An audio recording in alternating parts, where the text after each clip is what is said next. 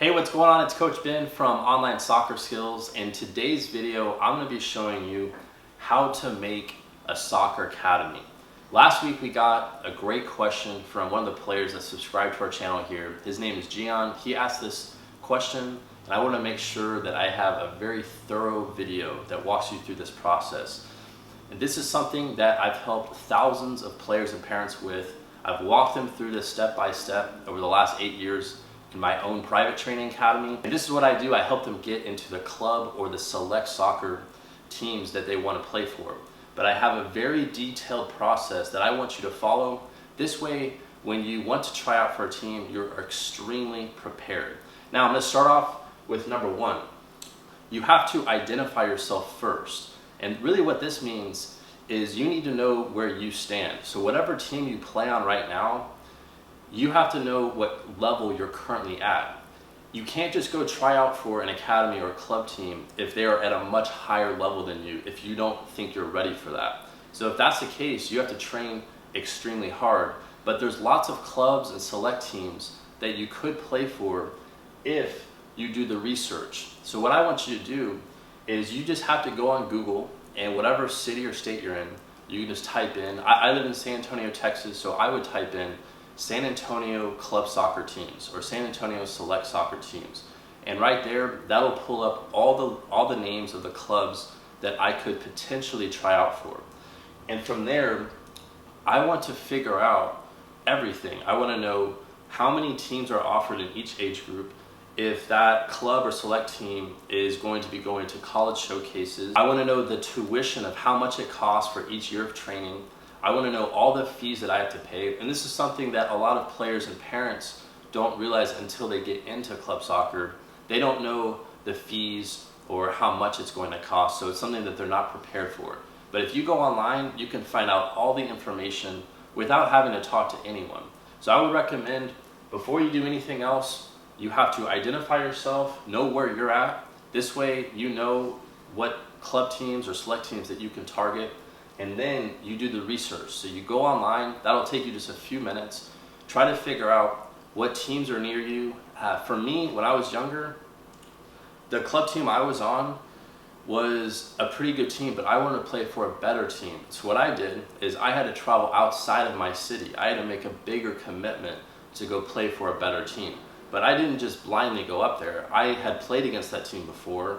I had already been in talks with the coach. And so when I went to tryouts, it was an easy process for me. It wasn't something that I went into blind, which is the mistake that a lot of players make. Now, the third one here is extremely important. If you've already identified yourself, if you've done the research, now what I want you to do is go watch the actual games of that team. And this is really key. You can start to figure out if you know you can be on that team or not by simply just going to watch them play. And this way, you can see the style of play, you can see how the coach is coaching the team, you can see how the players are interacting with each other, and this will give you a great idea of knowing how familiar you are with this team before you ever step in to tryouts. But going to watch games is something that I recommend every player and parent, whoever ends up talking to me about this process, I recommend everyone to go watch games. This way, they understand the actual level that that current team is at. The more you observe and watch games and practices, the better feeling you're gonna have before you ever step into tryouts or any kind of training session. Now, the next step I want you to take is you need to call the club director or the club coach. And this is where I want you to introduce yourself, and this is when you need to figure out when you can come train with the team. This is probably the biggest mistake that players and parents don't take. What they do is they might go do a couple of these things here, but they're gonna miss out on number 4, number 5.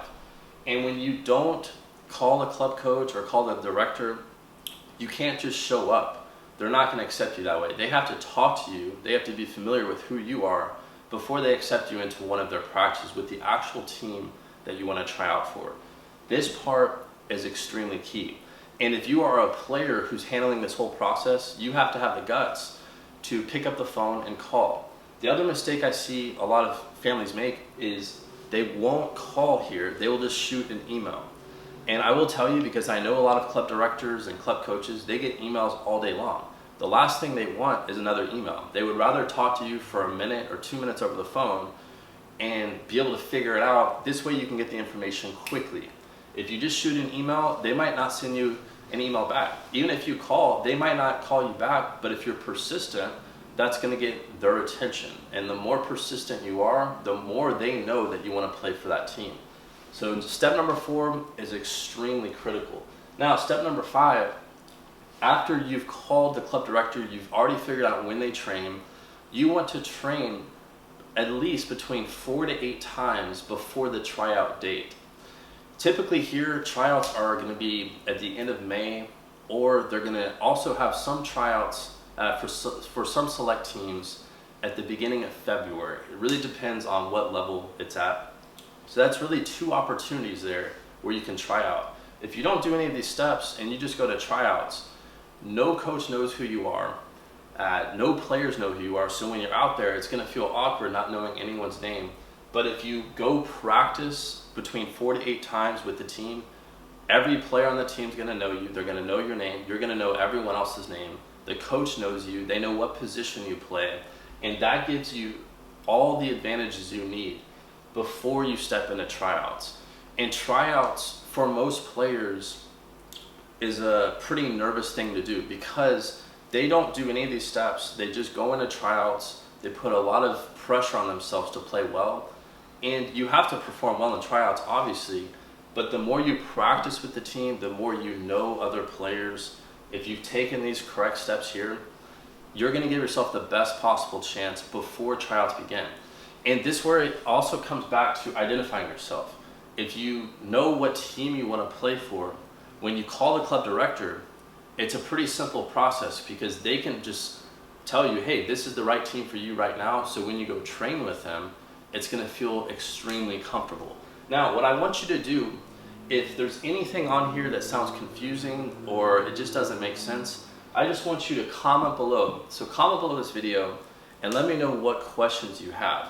I would love to know if there's any other questions you have about this whole process. This way I can help you out more. But I promise you, if you follow these 6 steps here, you will give yourself the best possible chance to do well in the tryouts. And if you want to make a club or a select team or an academy, this is exactly what I tell every player or every parent, whoever comes across my training. This process here may take 1 or 2 months to complete, but the more persistent you are, the more you take action on these steps, the quicker it's going to happen. But I would not skip any of these steps here. I would just go through it just in order, just like I talked about. And remember, if you have any questions, just comment below and I'll be here to help you out.